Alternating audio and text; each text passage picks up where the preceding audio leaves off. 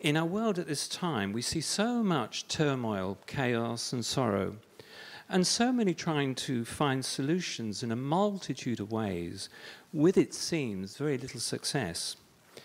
Sophocles gives a very simple solution. One word frees us from the weight and pain of sorrow, and that word is love. Yet the word love has become much misused, twisted and misrepresented, and taken over by the very agencies and systems that are behind so much of our pain. As the Dalai Lama very interestingly informs us, people were created to be loved. Things were created to be used. The reason why the world is in chaos is because things are being loved and people are being used. Absolutely. So the question is, what is love? What is pure, authentic love? Now, our speaker this evening, Sister Jayanti, will help us explore, understand, and experience what is real, pure love. She is the European director of the Brahma Kumaris, and not only is she an insightful speaker who shares and communicates on platforms throughout the world, but Sister Jayanti is also a very powerful yogi. And if you will permit me, I would suggest that we listen experientially to gain the maximum benefit from the experience that she brings. So, Sister Jayanti. Om Shanti. Who's hearing this term Om Shanti for the first time? You all heard it. And who's here in this house for the first time? Okay, special welcome to those who are here today. Everyone. Jim very rightly said, this word love has been misused in so many different ways. You love ice cream, especially on a hot day. You love your puppy. You love your children. You love your spouse. Many things we love. And of course, the different context of love is a whole big spectrum. The purpose of relationships is to be able to share love and happiness. Would you agree? And does it happen? When we have workshops and we ask, what is the cause of stress? An answer that we get across the world, the highest number one point of stress is relationships. So something's gone wrong somewhere and it needs to be sorted out. Spirituality has a very interesting response. It says that everything starts inside and then it's able to extend outside. What's the conversation that goes on inside your own mind? Is it a conversation of love? Or is it a conversation of fear and guilt and maybe even dislike? Now we start exploring what's going on inside ourselves, and we realize why we're not able to experience happiness in the give and take of love. Love brings us together, but then somewhere along the line it gets polluted. And the pollution is actually not from outside. We think it may be. We think that maybe this happened, that happened, and the other happened, and the other happened, and this is why everything's become jumbled and chaotic and mixed up. But in fact, spirituality always says, start inside. Before you look outside to find the cause of anything and everything, the thing to do is to look inside. And when I look inside myself, and I ask myself the question, well, do I love myself? And in fact, when we even use this expression, let me love myself, it gets challenged very strongly. How can we love ourselves? Surely we're supposed to love other people. Surely it's selfish to love the self. It's these sorts of comments that come at us. But in fact, I can only love others if I've first learned to love myself. Do you agree? Oh, okay, you're converted already. Don't have to work too hard this evening. But generally, we don't even know ourselves, and so this is why it's difficult to love ourselves. And you might say, but how come we don't know ourselves? Of course I know myself. I've lived with myself for 30 years, 50 years, 60 years. How can I not know myself? But in fact, the reality is that unless I've been on an inner journey, I don't know myself. And many of you, I imagine, because a lot of you indicated that you have been here before, and so this is part of your spiritual journey, your quest, and so you are on that journey. And you know that it's very, very important to be able to know your own spiritual identity and to understand that the spiritual identity is something quite different to the external form. And the spiritual identity of the self, if you look at this image, you see this point of light.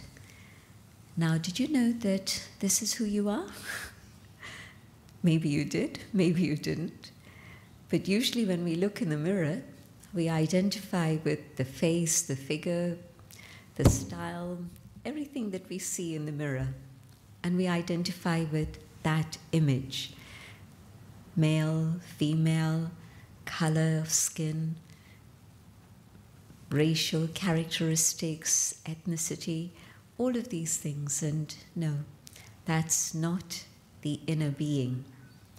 The inner being is the being that I truly am, which is actually the powerhouse making this whole thing function. I call it the soul. Some people call it pure consciousness. And I like that term, but it's a bit long. And so I prefer the word soul.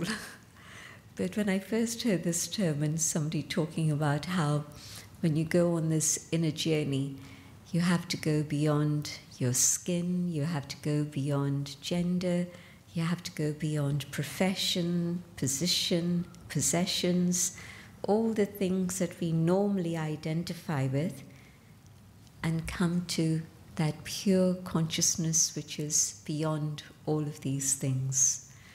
And so I won't keep saying pure consciousness, I'll say soul, but both things are the same.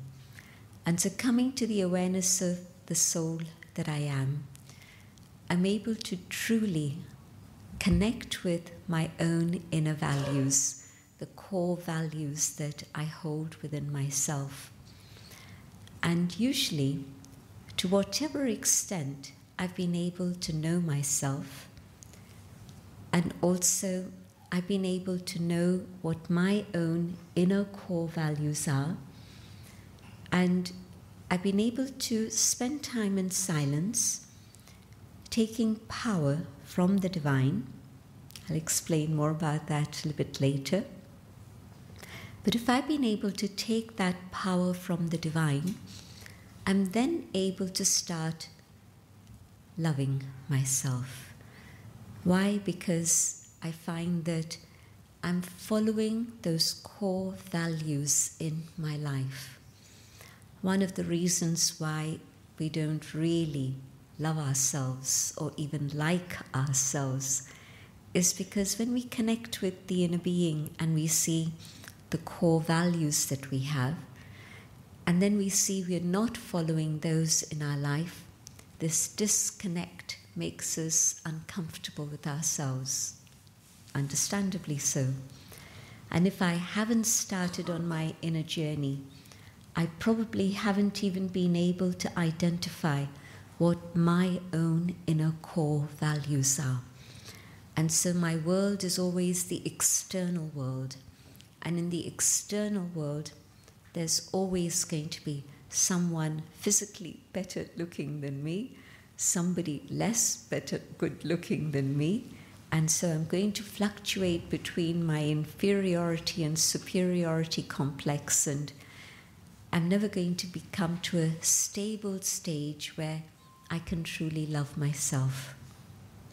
And so, first step, the inner journey, getting to know myself as a spiritual being. Second step, being able to have the power to know my own inner values and to be able to follow those inner values in my life.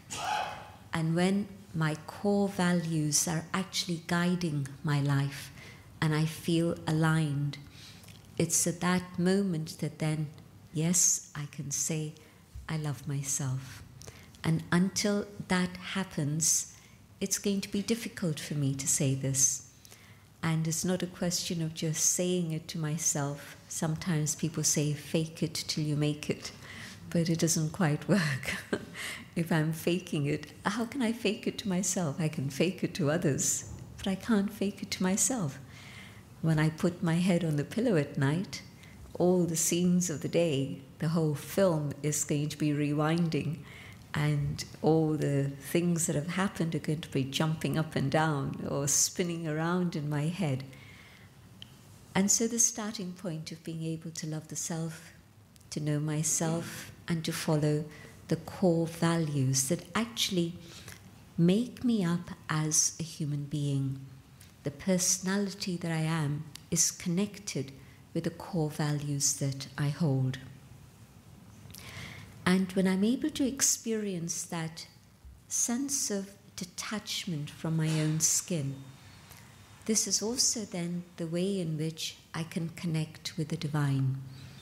And whatever it is I find is missing within myself, I'm able to take that love from the divine and fill myself with that, not just love, but also all the qualities that I need to have within. Usually, we tend to think of relationships on this level, the horizontal level. But going within, going inwards, and then going upwards. And then the third step, going outwards, then that's going to work out well.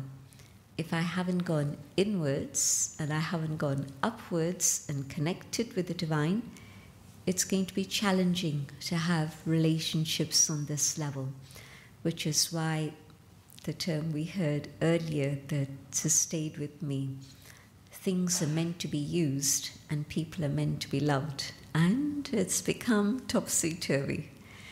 We're now loving things, but we're using people. It's a telling story of the world in which we live. And is this what's happening in my relationships? Am I just using people? It's something to ponder over. Don't lose your sleep over it tonight. Think about it tomorrow morning. Better to think about these complicated things in the morning rather than last thing at night when you're trying to let your mind relax and become quiet and fall asleep. So, if I can have my needs fulfilled from the source, then I won't be using people, but rather I'll be sharing something with them. There's a Hindi word which summarizes a lot of this. One word, and it summarizes it. The word devta, and it means dene wala, the one who's able to give. Now, the human soul can go through a whole spectrum of sin, saint, angel, whatever. We can go through many, many different experiences, and we can rise up to the stars, we can fall down and hit ourselves hard. But the human soul can become the devta, the divine being that was created in the image of God. It's a beautiful expression that comes in the East and the West. that the human being was created in the image of the divine. And so God is the one who constantly gives, the bestower, no limits, just an inexhaustible source of everything, the limitless ocean. And human beings, well, where are we on that track? Am I very far away, or am I moving closer and closer and closer to come back to that image in which I have been created? But I've even forgotten about that. I've forgotten who created me. I've forgotten that this was my own original state, that I was that divine being. But now, as I make that connection and I fill myself with all that I need from the source, I no longer use human beings, but rather I'm able to give them something. And first and foremost, I'm able to give them love. I remember some years ago, there was a very powerful individual. Some would have said that maybe he's one of the most powerful persons on the planet. And that's arguable, but very powerful. Wealth, position, power, authority, everything was there. And yet he kept getting into a lot of scandals. And I think for maybe a year, every so often there'd be another scandal that would come, another scandal, another one, another one, another one. And papers at that time, one of them that I read at that time mentioned that this individual seems to be very needy. And so I can have all the things externally, but internally, if I'm empty inside, there's a vacuum in here, I'm needy. And in that neediness, of course, I'm going to use human beings. And so let me turn that around and take from the one who's able to give me and fill myself with everything from that one, and then I can share with others. And the quality of interaction and relationship begins to change. Now I don't come to you because I need something from you. I'm able to give you something instead. Then the quality of love is one in which there's no disappointment, there's no expectation, but rather there's unconditional love. I don't need to put conditions. All my needs have been met, so no conditions. Expectations? No, not at all. What I need, I've received. All my expectations have been fulfilled. And so it's very easy to have an exchange in which truly there's nothing but happiness and love. There's another word that was put on the flyer, and in India in particular, these two words go together. And the first word that comes is not the word love, but the first word that comes is detachment. We use the expression nyara, detached, and pyara, loving. Detached and loving. And in the West, we think that, well, they're opposites. They're at the extreme ends of the two poles. But no, not true. But detachment has had very bad press. We tend to think of detachment as being cold, as rejection, as non-acceptance. Let's try another word. The opposite of detachment is attachment. And when there's attachment, what happens in that scenario? And maybe even the word attachment is something you say, well, that's part of human life. What's wrong with attachment? Of course you have to be attached. Well, try another word here. Possessiveness. Now you begin to see where the danger comes. I can't say possessiveness is natural, normal, it's part of life, because I've experienced how suffering comes from possessiveness on both sides. The one who says, I possess you, and the victim who is being possessed, suffering on both sides, definitely. Agree? Yes? I'm not getting full agreement. Well, maybe by 8 o'clock we'll have got there. Maybe we're still on the journey, which is fine. I think if I'd heard about attachment and detachment when I first came to Raj Yoga, I would have said, what are you going on about? But yes, it's true that when there's possessiveness, then it causes pain to the person who wants to possess, and possessiveness and control are very much the same thing, and control issues are big at this time. Why do you think they're so big now? Maybe it's because we started talking about these things, and 30 years, 40 years ago, we didn't talk about these things so much. I agree, but I think there's another reason. Our insecurity has grown. Rings a bell? We are very, very insecure about everything. And when there's insecurity, the need to control becomes even stronger. And when I'm secure and comfortable within myself, why should I control? I don't need to control. And I don't need to be possessive.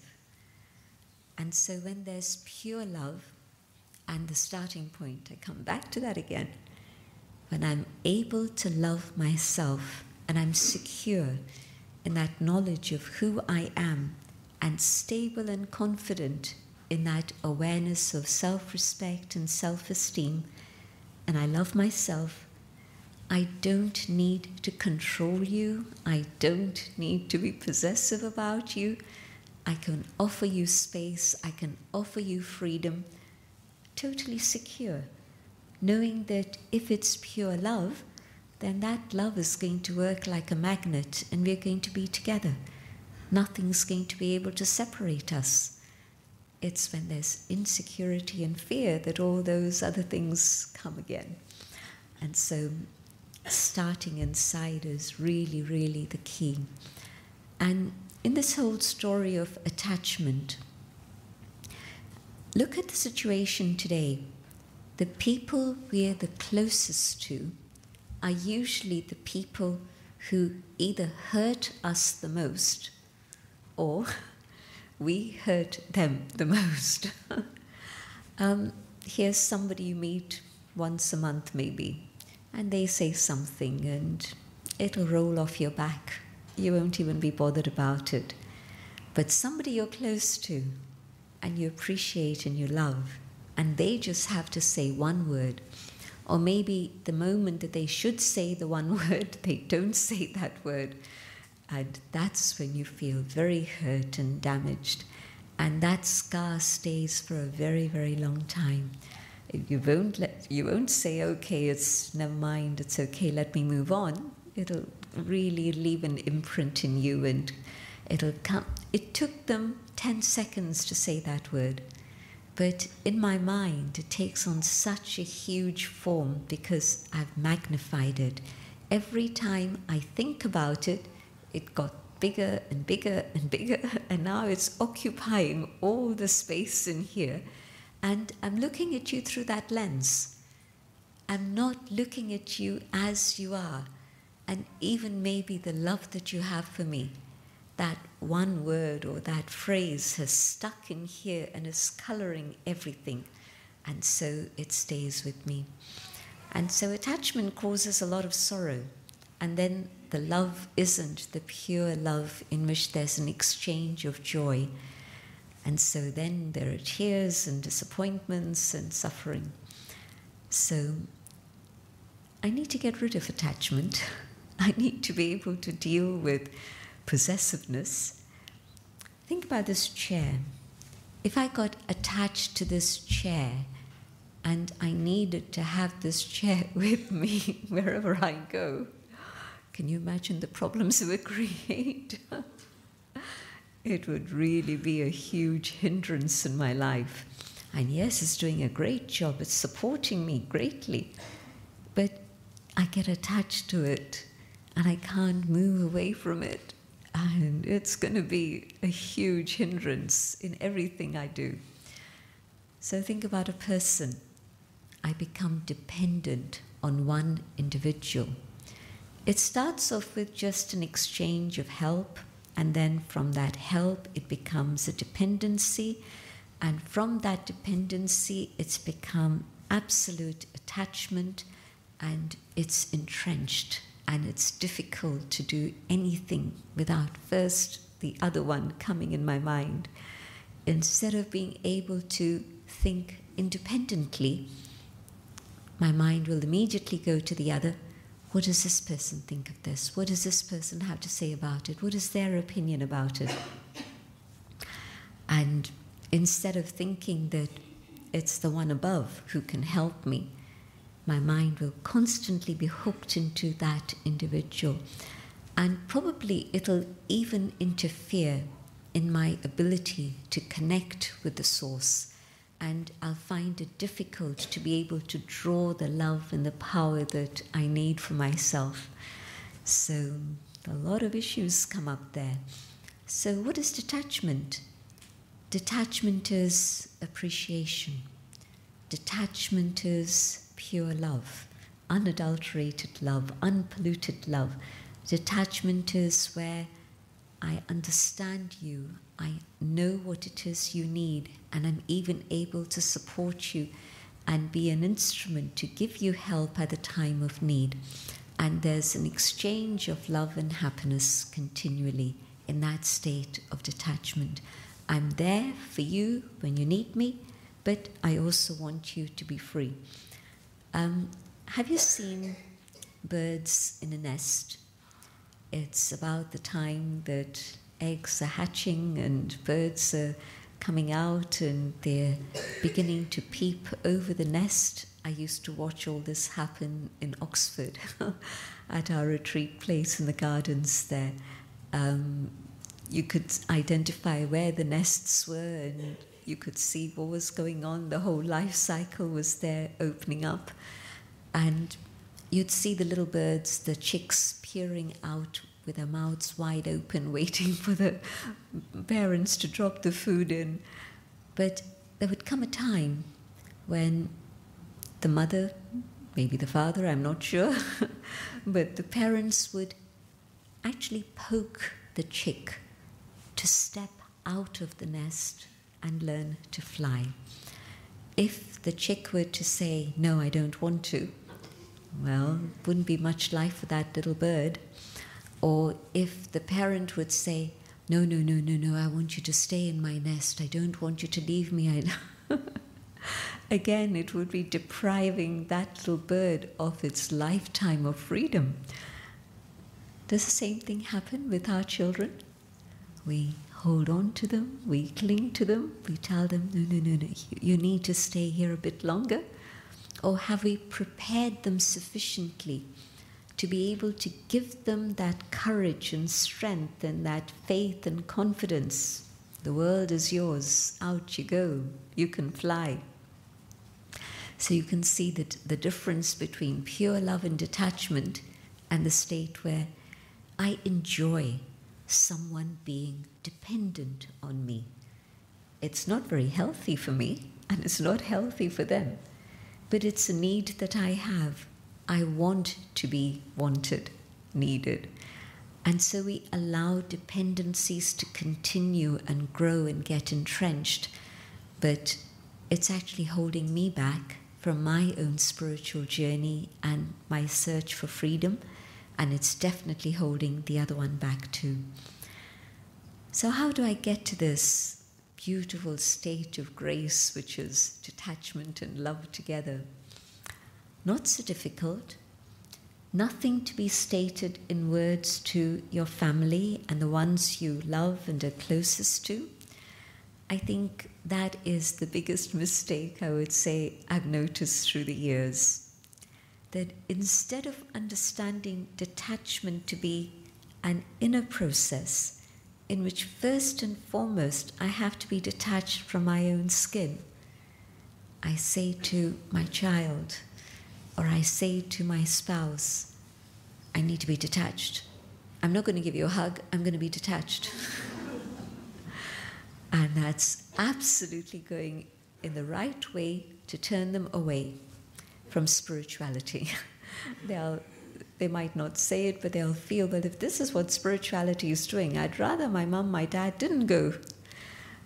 But the inner practice of detachment from my own skin and my consciousness in that higher state of awareness of who I truly am as that inner being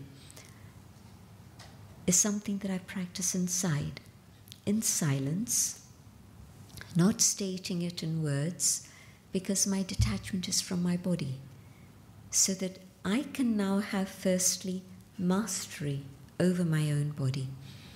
And in that mastery, what I'm seeing with the right vision. What I'm hearing, my interpretation is going to be positive. What I say is going to be helpful and uplifting, not destructive in any way. Tell somebody, I have to be detached from you, and you're destroying their love. You're destroying the relationship, and that's not what spirituality teaches. And so when I learned that detachment is truly an inner journey, and I focus more and more on the awareness within, something changes in my vision towards the other. Now I'm able to see them as that inner being, that being of light. And when I see them with that vision of the inner being, there's a deeper connection with them than there was before. I don't know how many of you believe in rebirth. Can you give me an indication? Who doesn't believe in rebirth?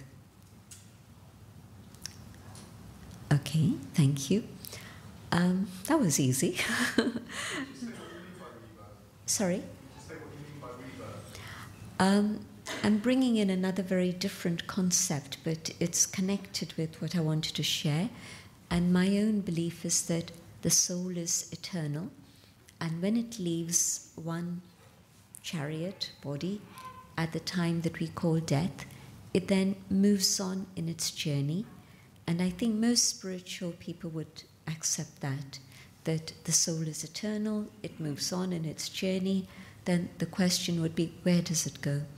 And I would say it takes on another human body to be able to continue with whatever it needs to do, because most times that one journey isn't enough to be able to accomplish everything that we needed to do in many, many different ways. And I'm aware that half the world's population doesn't have that concept of rebirth. But what I wanted to say is that when I was going to use this word eternal, but I wanted to define it on a human level rather than up there somewhere. On a human level, I know you for some years, maybe even my parent, I know it for 40 years, 50 years of my life, and they move on. But when I know you as a spiritual being, I know you not only for 40, 50 years or 60 years, I know you through eternity. I know that we've been together for a very, very long time. And so there isn't a sense of separation or loss on any level whatsoever. And I found that very helpful in my journey of detachment, that although I'm saying, yes, this is a role you play, this is a role I play, and we're individual, separate human beings, souls with our own destiny. Even parents can't control the destiny of their children. But there's another very interesting word I would use in terms of parenting, and it's the word trustee, stewards. I don't possess my children, right? Or do I possess my child? Mine. It's dangerous, isn't it? And where I know I'm a trustee, this child has come to me as a gift from the universe, a gift from God, however it is you wish to put it. And so my responsibility is to cherish and love and share and inspire and care and do all the things that I need to do as a loving parent. More so than just as a modern parent, put the child in front of the TV box and tell the child, okay, this is your entertainment now, let me get on with other work. I've got lots of work to do, now the box will entertain you. And I know I'm exaggerating a bit, but how many hours do we put our children in front of the box? Whereas in fact, as a trustee, I would be very concerned not only with the physical nourishment I'm giving the child, but what is the mental nourishment I'm giving the child? And the first thing I would do is to put the box in the dustbin outside. I wouldn't give it space in my room inside. That's being a trustee, in a sense. Caring for what it is, not just on the physical level of the child's needs, but also, yes, the emotional needs of the child. I've come to understand that so many adults carry trauma and wounds, and a lot of it can be traced back to childhood, infancy. And the scars that the adult carries are really very, very deep. But of course, a wounded adult creates wounded children and wounded adults. That attack carries on, whether in a subtle form or a gross form, in all our relationships. So this concept of detachment and being a trustee in everything that I have, my children, my home, a trustee in everything that I possess. I belong to the divine, but everything I have has come to me from the divine. And so the love that I take is also something that is then pure, unadulterated love that I share. And it's a love that's able to heal. Love in its purest form never wounds, never hurts, never causes pain. And so this is the greater love that comes when I understand what detachment really is. And without understanding detachment, I can't access that pure love, that highest love, and I can't be an instrument to be able to share that pure love with others either. So rebirth was a bit of a red herring, so you can forget about that. But it just came to my mind because I was thinking about the eternal relationship of soul to soul, rather than a short-term relationship. What are the signs of pure love? When there's pure love, it uplifts, it empowers, it heals, it gives joy, and it allows the other to move forward. It always wants the other to be better today than they were yesterday, and to be better tomorrow than they were today, always seeking ways in which to help them move forward. It's a sharing of great joy. And so, in the love that I experience from the divine, I begin to understand what is pure love and how to be able to fill myself with it. And because all the things that I mentioned are the things of that pure love, then this is what I can see. Is this what I'm giving to others also? Pure love does not criticize. Pure love does not see defects. Pure love does not comment on weaknesses and hold those conditions in the mind. Just a few minutes ago, before I came here, somebody said, I need to be worthy of love. And that's an interesting paradox, because on the one side, God gives unconditional love. And so where does this comment about being worthy of love come in? It has a truth in it. Why would it still be a comment that people make unless there was something there? But I think the truth within it, certainly in terms of the relationship with the divine, is that to whatever extent I'm following the inner core values that I spoke about earlier, and I'm able to love myself, to that extent I'm open to be able to experience God's love, and I'm able to share love with others, but also I'm able to have the grace to be able to accept the love that others give me. Where there's a sense of failure or pain, and there's the memory of deception and being let down from the past, then all those scars create a block. And somebody might be trying to give me love, but I'm totally resistant, because the fear of being hurt again has created this huge barrier.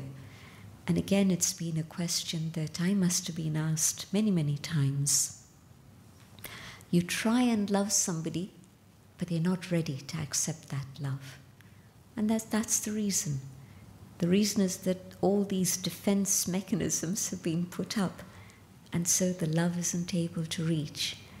And so the answer that I heard from a yogi many years ago, when she was speaking about the whole subject of love, was, I mustn't put a time frame on it. I mustn't say I've been giving love for a week, a month, a year, 5 years, 10 years, and they're still not responding. But if I've filled myself with love, then there's no limit. I just have to keep giving love.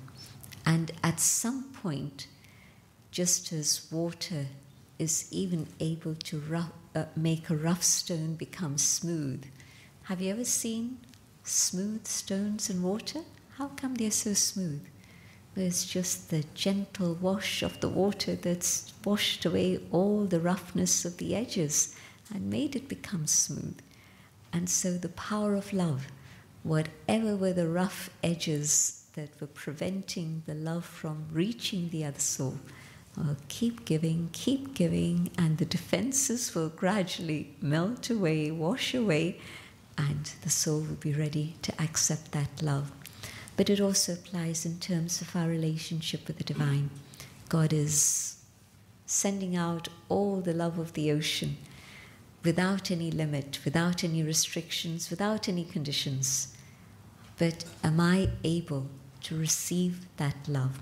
When I'm comfortable with myself, because I'm aligned, my values and my actions are together, they're synchronizing, then at that moment I'm open to feeling God's love, receiving God's love, and being an instrument. But the last thing I want to touch upon is the big difference between a greater love, not just God's love, or not just even a higher quality of my love, but a greater love which is able to encompass all my neighbors, not just one here, but all my neighbors, which means the whole of humanity. We tend to think of love in terms of 1, 2, 4, or 6, or 8, my family, or my neighbors, or my kith and kin. But a greater love, a love that's able to encompass absolutely every human being. Now that love also is only possible when I've moved away from my limitations of attachments. You remember that story about the astronauts and how when they went up in space, what they were able to see was, they wrote about it, and they wrote that when they first began to see this blue pearl in this ocean of darkness, the blue pearl, the earth, they were identifying with Houston, where they'd lifted up from. And then they were identifying with the continent, America. Then, after they'd gone round in orbit several times, they were no longer identifying with a city or a continent. It was my home, my planet, the whole world. And so we don't need to go up in spaceships to change our vision and our attitude, but meditation is the way to do it. Let me go up above and be able to see the world as my home and all people as my family. And yes, then it'll be much easier to manage all the tensions and all the conflicts that we are struggling with today, all the divisions that exist within a family, but within a neighborhood or within a country. All those things get resolved when my vision changes. And so, how do I see myself? Do I see myself as that divine being created in the image of the divine? Do I see myself as part of a world family? Or am I still stuck? And if I'm happy to be stuck, well, that's fine. It's okay. At some point, it'll begin to feel a bit uncomfortable, and I'll begin to feel, this is a little bit too small for me and I want to fly. So when that moment comes, that'll be the right moment. But if I'm ready to fly now, detachment is the key. Thank you for your attention.